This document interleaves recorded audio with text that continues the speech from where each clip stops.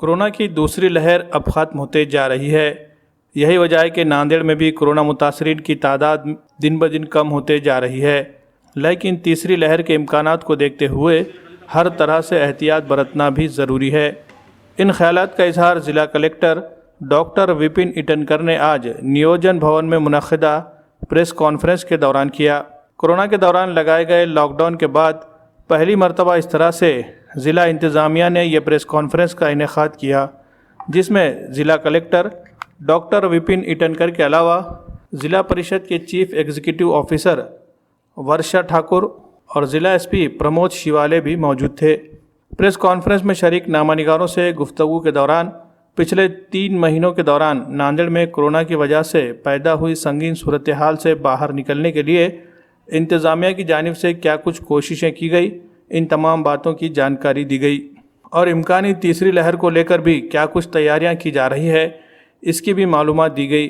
तीसरी लहर के बारे में ये कहा जा रहा है कि इसमें सबसे ज़्यादा 6 साल से कम उम्र के बच्चे मुतासिर होंगे, इसलिए बच्चों को इससे बचाने के लिए क्या कुछ इक़दामात करने की ज़रूरत है, वो तमाम इक़दामात किए जा रहे हैं। इसके अलावा कोरोना से तहफ़्फ़ुज़ के लिए वैक्सीन की टीका अंदाज़ी पर भी खुसूसी तवज्जो दी जा रही है। नांदेड़ ज़िले में अब तक 5 लाख से ज़ायद अफराद ने वैक्सीन का टीका लिया है। इनमें एक बड़ी तादाद ऐसी है जिन्होंने दोनों टीके लिए हैं और बहुत से लोगों ने अभी सिर्फ पहला टीका ही लिया है। टीके जैसे जैसे दस्तयाब होंगे लोगों को लगाए जाएंगे। ज़िला कलेक्टर ने लोगों से अपील की है कि वो टीका लेने के मामले में ज़रा भी सुस्ती का मुजाहरा ना करे, बल्कि जैसे ही अपना नंबर आए फौरी टीका लगाएं ताकि कोरोना से बचने में मदद मिल सके। 1235 गावं ही बाधित झाली होती।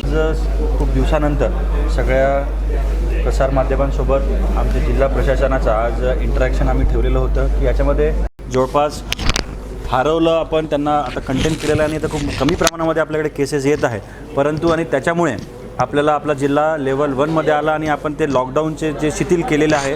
पण माझी हेच म्हणणं आहे नागरिकांना की या लेवल 1 हा जो लेवल 1 आहे हा परमनंट नसून हा डायनामिक आहे आणि आरोग्य विभाग प्रत्येक गुरुवारी आम्हाला डाटा देणार आहे आणि त्याच्यावर आम्ही निश्चित करू की आपला जिल्हा लेवल 1 मध्ये राहील की तो लेवल 2 लेवल 3 लेवल 4 लेवल 5 कडे सरकेल। म्हणजे चांगलं होईल की खराब होईल हे आता नागरिकांवरच डिपेंडेंट आहे। त्यामुळे या शिथिलतेचा रिस्पॉन्सिबली बिहेव करून आपण उपयोग करावा, कारण जर आपण इरिस्पॉन्सिबली वागले आणि कोविडनं पुन्हा वाढला पुन्हा लॉकडाऊन लावल्याशिवाय प्रशासनाकडे उपाय राहणार नाही आणि त्या लॉकडाऊनचा सगळ्यात जास्ती फटका जनतेलाच बसतो। त्यामुळे सगळ्या आज माझ्यासोबत एसपी साहेब आहे, सीओ मॅडम आहे, सगळा हेल्थ विभाग आहे, आमचं एकच म्हणणं आहे की act responsibly, behave responsibly and defeat the corona. Thank you. तिसऱ्या लाटेची काय तयारी? तिसऱ्या लाटेमध्ये जनरली आम्हाला जे गाईडलाईन्स आले आहे की पीडियाट्रिक पॉप्युलेशनमध्ये हा येऊ शकतो।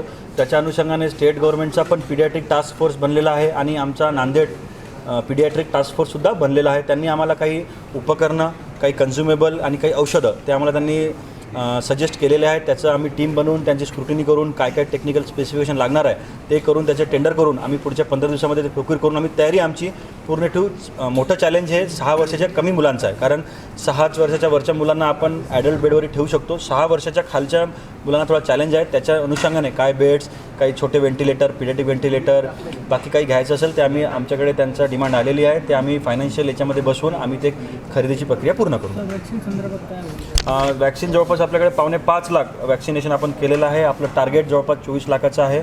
माझी एकच विनंती आहे की काही व्हॉट्सॲप ग्रुपवर, काही फेसबुकच्या माध्यमातून आणि काही माउथ टू माउथ चुकीच्या पद्धतीने लोकांमध्ये गैरसमज फैलवला जातं की कोरोना वॅक्सिन घेतली तर हे होते। मी ॲज अ आमची पूर्ण टीम आम्ही हेच सांगतो की कोरोना वॅक्सिन सेफ आहे। जवळपास 5 लाख लोकांनी वॅक्सिनेशन घेतलेलं आहे आणि पूर्ण भारतामध्ये 17.37 करोड लोकांनी वॅक्सिनेशन जवळपास घेतलेलं आहे आणि कसलीच मेजर डेथ किंवा मेजर रिॲक्शन झालेलं नाही आहे। त्यामुळे खूप सेफ वॅक्सिन आहे। सगळ्यांनी जवळच्या वॅक्सिनेशन सेंटरवर जाऊन आता पुढच्या हप्त्यापासून आपण पुन्हा याचं स्केल वाढवणार आहे।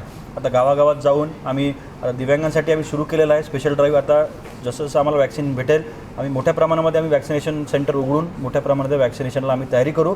माझी सगळ्या जनतेला एकच विनंती आहे की त्यांनी मोठ्या प्रमाणामध्ये आपल्या जवळच्या वॅक्सिनेशन सेंटरला जाऊन वॅक्सिनेशन घेऊन स्वतःला कोरोनापासून प्रोटेक्ट करावं। थँक्यू। धन्यवाद।